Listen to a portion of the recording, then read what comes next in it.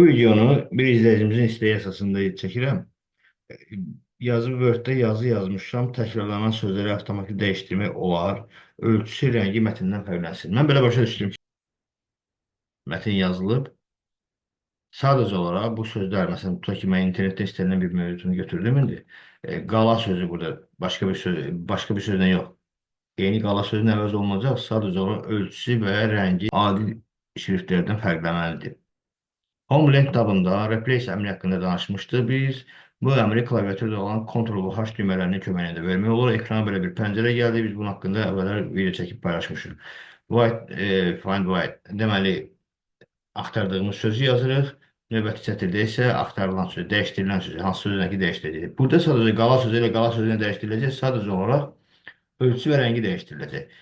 Mor əmrini vururuq, ekran pəncərəsi böyüyür, bu formaya gedir. Bunun haqqında biz video çəkmişəm, bunları danışmışam. Biri yalnız bütün sözləri axtarmaq üçün də biri hərflərin böyük və kiçikliyinə görə axtarışdır. Hərflərin ilk hərfi və son hərfləri varsa, ulduz işarəsi qoyub. Bunun haqqında danışmışdıq biz. İndi konkret bizdən istənilən mövzu haqqında danışaq. Formata giririk.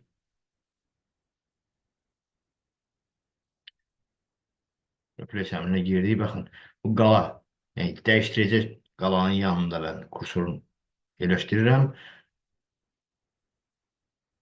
Formata girirəm, fonta. Ekrana belə bir pəncərə gəldi. Buradan biz şriftin rəngini qırmızı seçirim. Tutaq ki, ölçüsünü də 20 qoydum. OK əmrini vurdum.